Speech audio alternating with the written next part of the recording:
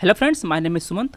आज 7 जून को आरबीआई ने अपनी second by monthly monetary policy statement को इशू किया है। हम लोग आज इस स्टेटमेंट को, आज इस मॉनेटरी पॉलिसी रिव्यू को डिस्कस करेंगे। इसमें क्या डिसीजन लिए गए और उन डिसीजन का हमारे इकॉनमी पे क्या प्रभाव पड़ेगा। जो सरकार है, जो हमारी इंडस्ट्री है, हमारे इंडियन इनकॉर्पोरेट है, उनका क्या स्टैंड था, वो क्या चाहते थे, रेट कट होना चाहिए था या नहीं, वो सब हम लोग आज डिस्कस करेंगे। तो दोस्तों, सबसे पहले हम लोग डिस्कस कर लेते हैं कि आखिर इस स्टेटमेंट का मेन हाइलाइट्स क्या थे। मतलब कि मॉनेटरी पॉलिसी कमेटी ने आखिर क्या डिसाइड किया।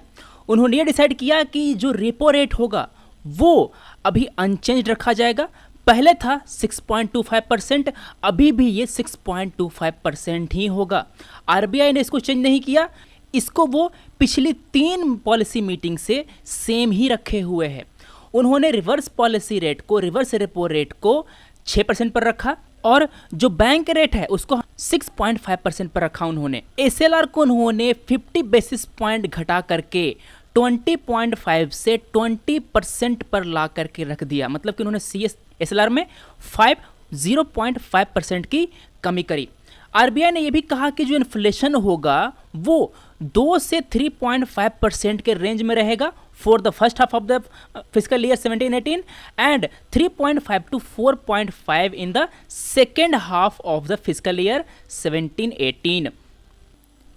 दोस्तों, इस मॉनेटरी पॉलिसी स्टेटमेंट में आरबीआई ने जो ग्रोथ है उसका जो प्रोजेक्शन है उसको उन्होंने कट किया। उन्होंने ये कहा कि 7.4% ग्रोथ के बजाय हमारी जो जीडीपी है, हमारी जो इंडियन ग्रॉस डोमेस्टिक प्रोडक्ट है, वो 7.3% से बढ़ेगी। उन्होंने ये भी कहा कि जो फॉर्म लोन के जो वेव किया जा रहा है उसका इन्फ्लेशन पर प्रभाव पड़ेगा। और उन्होंने ये भी कहा कि जो GST, goods and services tax, जो कि 1 जुलाई से इम्प्लीमेंट होने जा रहा है पूरे भारत में, उसका इन्फ्लेशन पर कोई ज़्यादा खास प्रभाव नहीं पड़ेगा। आरबीआई गवर्नर ने ये कहा कि जो इन्फ्लेशन है वो नवंबर 2016 से वो अपने लोएस्ट लेवल पे है।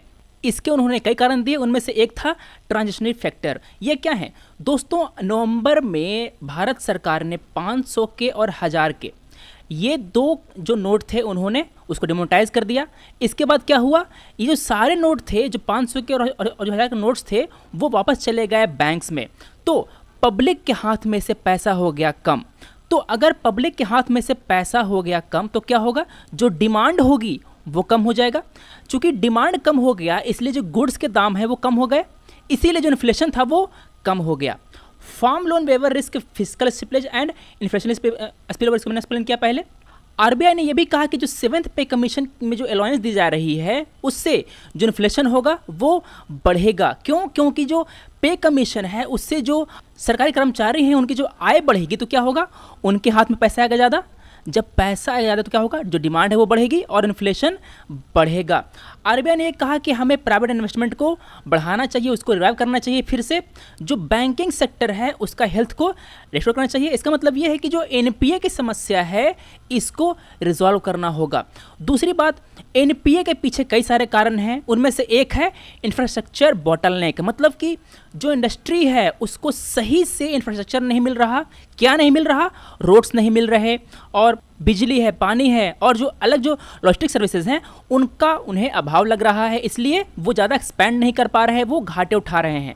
अब चूंकि इंडस्ट्री हमारे नुकसान उठाएगा तो क्या होगा, उन्होंने जो पैसे जो लोन में लिए थे वो क्या होंगे, वो लोन एनपीए में कन्वर्ट हो जाएंगे। तो दोस्तों, इस एनपीए की समस्या से लड़ने के लिए, इसको सुलझाने के लिए आरबीआई ने कहा कि वो गवर्नमेंट के साथ काम करने के लिए तैयार है to address stress in the bank balance sheet.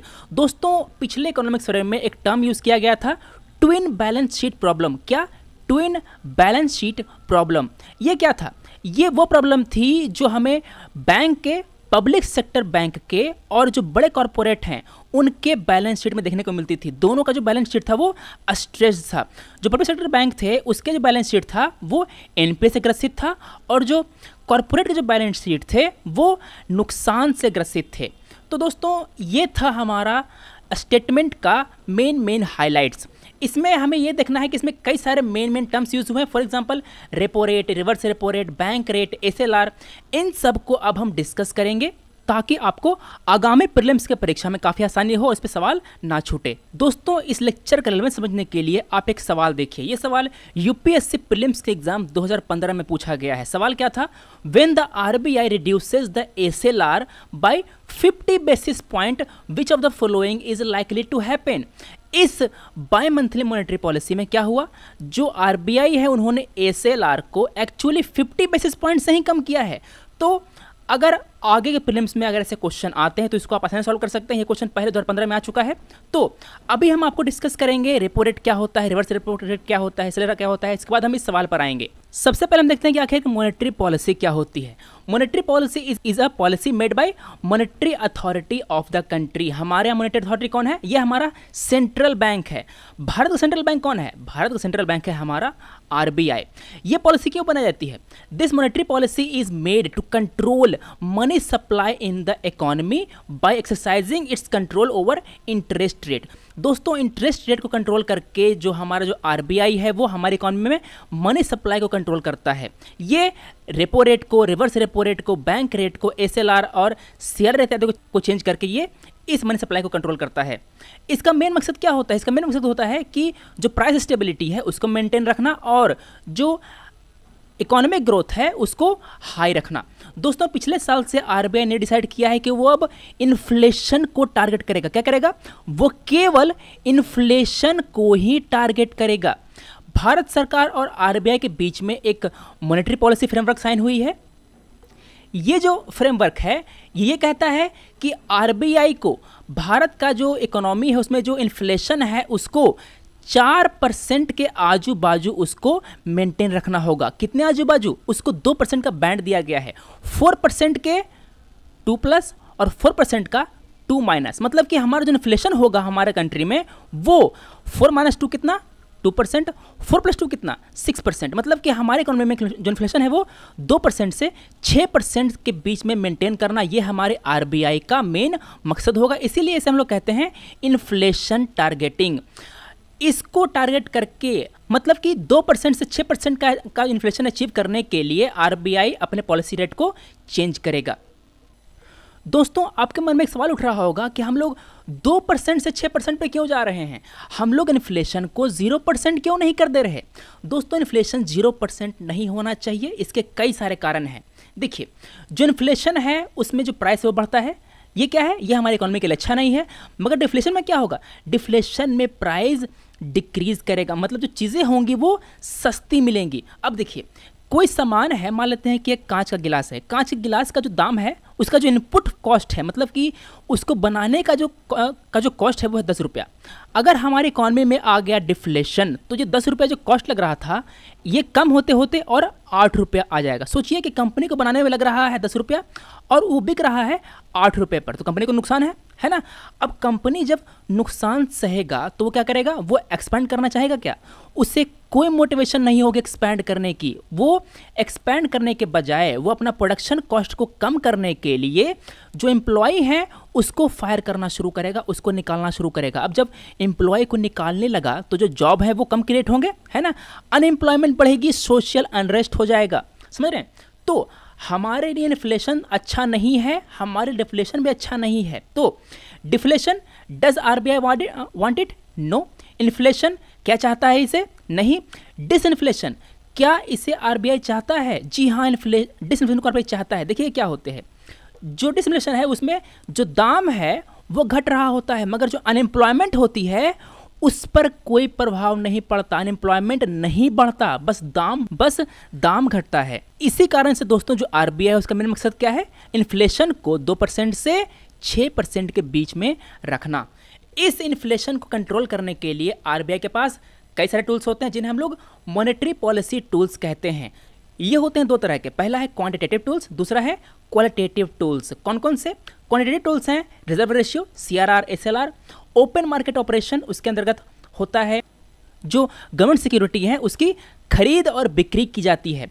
Policy rate को कंट्रोल करता है, इसमें होते हैं बैंक रेट। एलएएफ के अंतर्गत होता है repo rate, reverse repo rate और एमएसएफ, इसके अंतर्गत भी काम किया जाता है।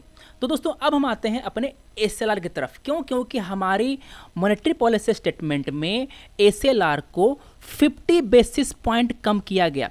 सबसे पहले समझते हैं कि ये बेसिस पॉइंट क्या होता है।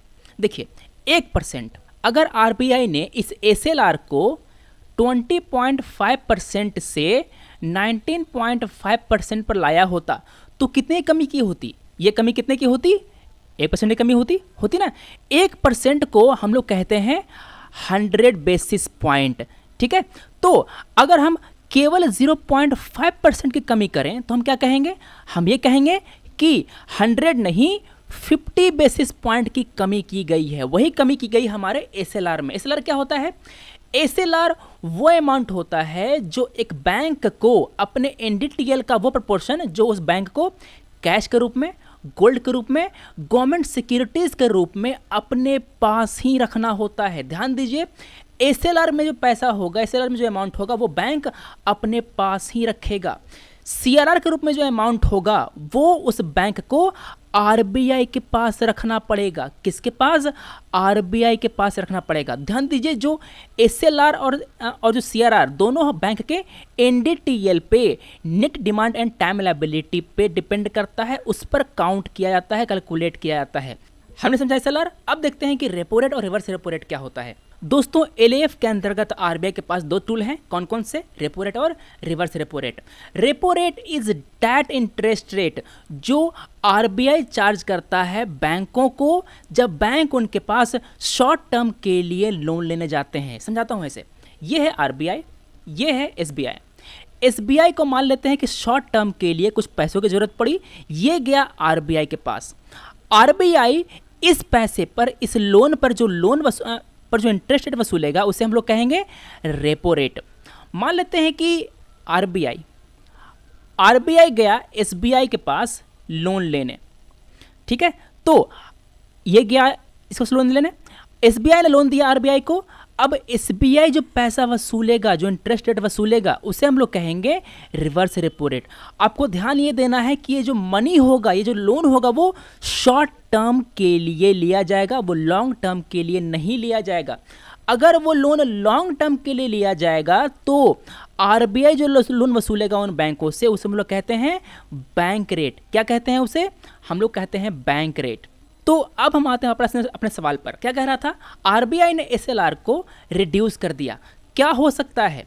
India's GDP growth rate will increase drastically, foreign institutional investor में bring more capital into our country, schedule commercial bank में cut their lending rate, it में drastically reduce the liquidity in the banking system. दोस्तों अगर RBI ने SLR को कम कर दिया तो क्या होगा? एसएलआर कम करने के बाद बैंकों को कम पैसा रखना होगा साइड में, मतलब कि उनके पास लोन देने के लिए अब ज़्यादा पैसा होगा। इस कारण से वो जो बैंक होंगे वो अपना इंटरेस्ट रेट, अपना जो लेंडिंग रेट है उनको वो कट कर सकते हैं। मेरा आंसर है सी। दोस्तों हमारे यहाँ जो फिस्कल पॉलिसी है, फिस्कल पॉलिसी कौन बनाता है? ये बनाता है हमारी सरकार। जो मॉनेटरी पॉलिसी है कौन बनाता है? ये बनाता है हमारा केंद्रीय बैंक, सेंट्रल बैंक, आरबीआई। तो अगला सवाल पूछा था उन्होंने, with reference to Indian economy consider the following statement, bank rate, open market operations, public डेप्ट, पब्लिक रेवेन्यू, इनमें से कौन सा मॉनेटरी पॉलिसी का कंपोनेंट है, आपको बताना है। इसका जवाब दीजिए आप। इन सब क्वेश्चंस को हमने डिस्कस कर दिया है अपने यूपीएससी प्रीलिम्स का जो क्वेश्चन पेपर डिस्कशन था उसमें। अगर आपने वो लिस्ट नहीं देखा तो उसका लिस्ट हमने दे दिया है नीचे, उसको आप देख सकते हैं अभी। तो दोस्तों हम लोग वापस आते हैं अपने bimonthly monetary policy review पर। आरबीआई ने आखिर रेट को कट क्यों नहीं किया? क्या कारण था? आरबीआई ने यह कारण दिया है कि जो इकोनॉमिक एक्टिविटी है, जो ग्लोबल इकोनॉमिक एक्टिविटी है, वो भी एक्सपैंड कर रही है एट मॉडेस्ट पेस। क्या कारण है इसका? इसका कारण ये है कि जो मेजर एडवांस इकोनॉमी है उसमें ग्रोथ देखने को मिल रहा है। यूएस में जो वेज है वो बढ़ रहे हैं। क्यों? क्योंकि वहाँ का जो लेबर मार्केट है वो टाइट हो रहा है, वो कम हो रहा है। लेबर कम हो गए तो वेज बढ़ जाएगा, है ना। जो वहाँ का जो इंडस्ट्रियल प्रोडक्शन है वो धीरे धीरे और इम्प्रूव हो रहा है, वहाँ पर डिमांड बढ़ रही है।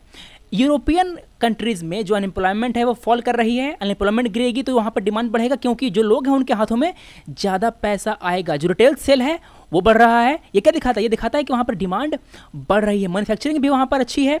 जापान का जो करेंसी है येन, वो डिप्रिशिएट हुआ है। अब चूंकि करेंसी होगी डिप्रिशिएट, तो क्या होगा, उस कंट्री का जो एक्सपोर्ट होगा वो बढ़ेगा। ध्यान दीजिए, अगर भारत को अपना एक्सपोर्ट बढ़ाना है तो करेंसी को डिप्रिशिएट करना होगा। ये नहीं कि आप ऐसे ही कर देंगे, इसके कई सारे फैक्टर होते हैं, उसको ध्यान में देना पड़ता है, उसको ध्यान रखना पड़ता है। इसका ये नुकसान एक ये भी है कि अगर आपकी करेंसी डिप्रिशिएट होगी तो आपके जो इंपोर्ट होंगे वो महंगे हो जाएंगे। जो चाइनीज़ इकोनॉमी है वो स्टेबलाइज हो रही है, और जो ब्राज़ील है वो रिसेशन से बाहर आ रहा है, और रशिया में भी उसके जो मैक्रो फंडामेंटल्स हैं वो भी इंप्रूव हो रहे हैं। तो हम ये देख रहे हैं कि जो ग्लोबल इन्वायरमेंट है, ग्लोबल इकोनॉमिक इन्वायरमेंट है, उसमें कुछ अनसर्टेनिटी है। इसके कारण से अभी आरबीआई ने पॉलिसी रेट में चेंज करना उचित नहीं समझा, और अभी इन्फ्लेशन के आने के भी चांसेस हैं। अभी हाल में ही आईएमडी ने ये कहा है, आईएमडी जो कि जो वेदर है उसको प्रेडिक्ट करता है, उन्होंने ये कहा है कि हमारे यहाँ जो बारिश है वो इस साल काफ़ी अच्छी होगी। तो सोचिए दोस्तों कि अगर हमारे यहाँ बारिश अच्छी होती है, अगर मानसून अच्छी होती है, तो क्या होगा, हमारे यहाँ जो एग्रीकल्चर सेक्टर है वो अच्छा डेवलप होगा, जो प्रोडक्शन होगा, ध्यान दीजिए, जो प्रोडक्शन होगा वो अच्छा होगा। अब इसके हैं दो पहलू, पहला पहलू है किसानों का और दूसरा पहलू है इकोनॉमी का। अगर प्रोडक्शन अच्छा हुआ तो किसानों के हाथ में क्या आएगा, किसानों के हाथ में पैसा ज़्यादा आएगा, वो डिमांड ज़्यादा करेंगे। दूसरी तरफ अगर प्रोडक्शन ज़्यादा अच्छा हुआ तो जो अनाज होंगे, जो सब्जियां होंगी, वो क्या होंगे, वो बम्पर प्रोड्यूस होंगे। जो गुड्स होंगे, जो एग्रीकल्चर प्रोड्यूस होंगे, उसका दाम कमेगा, इन्फ्लेशन और कमेगा। तो ओवरऑल जो होगा वो इन्फ्लेशन पे कुछ अभी ज़्यादा तक कह नहीं सकते, उस पर अभी देखना पड़ेगा मानसून के हिसाब से। इसके बाद आरबीआई ने दोस्तों ये भी कहा है कि वो 1 जुलाई को जो रोल आउट होगा जीएसटी का, उसका जो इम्पैक्ट होगा ऑन इन्फ्लेशन उसको वो देखेंगे, उसके बाद वो अपने पॉलिसी रेट को कुछ चेंज कर सकते हैं। तो दोस्तों ये सब कारण दिए गए थे आरबीआई के द्वारा पॉलिसी रेट को कट ना करने के पीछे। दोस्तों अब हम देखते हैं कि जो बाकी जो सेक्टर्स हैं, गवर्नमेंट है और जो इंडस्ट्री है, वो क्या कहती है। सबसे पहले देखते हैं कि गवर्नमेंट का क्या स्टैंड रहा। गवर्नमेंट ये कह रही है कि हमारे यहाँ जो इन्फ्लेशन है इंडियन इकोनॉमी में वो काफ़ी समय से कंट्रोल में है, और ये अच्छे मानसून होने के कारण ये भी अभी कंट्रोल में ही रहेगा। इसीलिए जो आरबीआई है उसको रेट में कट करना चाहिए था।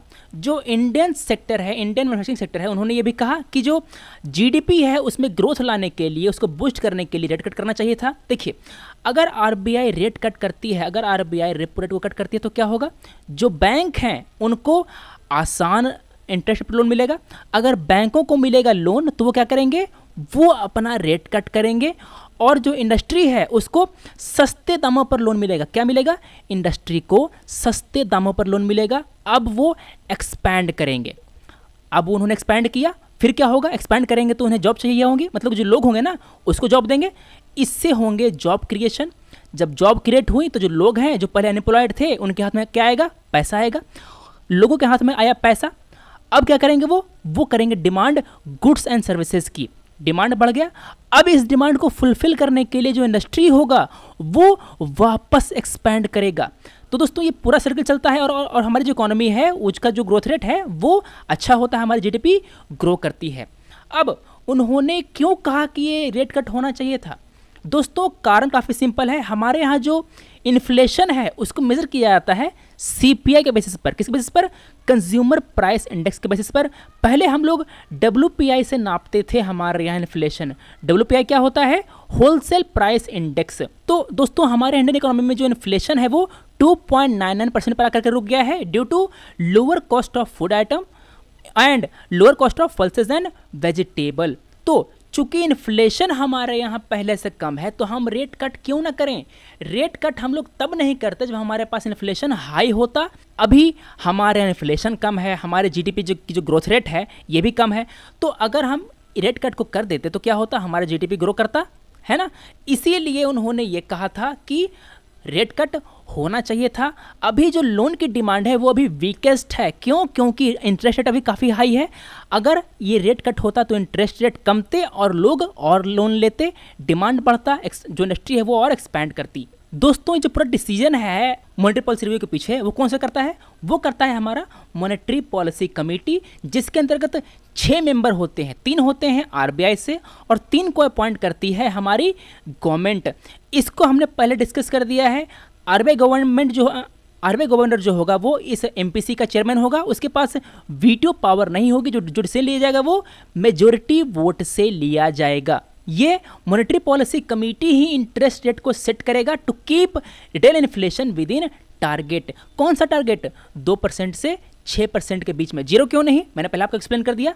दोस्तों ये जो 6 मेंबर थे एमपीसी के, 5+1, 5 लोगों ने इस डिसीजन को सपोर्ट किया और एक ने इस डिसीजन को सपोर्ट नहीं किया, वो इसके फेवर में नहीं थे। आज जो एमपीसी की मीटिंग हुई है उसके जो डिटेल्स होंगे वो 21 जून को पब्लिश किए जाएंगे और अगली मीटिंग 1 अगस्त को होगी। क्यों? क्योंकि ये बाय मंथली है। पिछला वाला हुआ था अप्रैल में, अभी हुआ है जून में, अगला होगा अगस्त में। तो दोस्तों आपको अगस्त में हम फिर से इस मॉनेटरी पॉलिसी का रिव्यू का जो हाईलाइट होगा वो लेकर के आएंगे। हम मिलते हैं अगले वीडियो में। Thanks for watching, take care.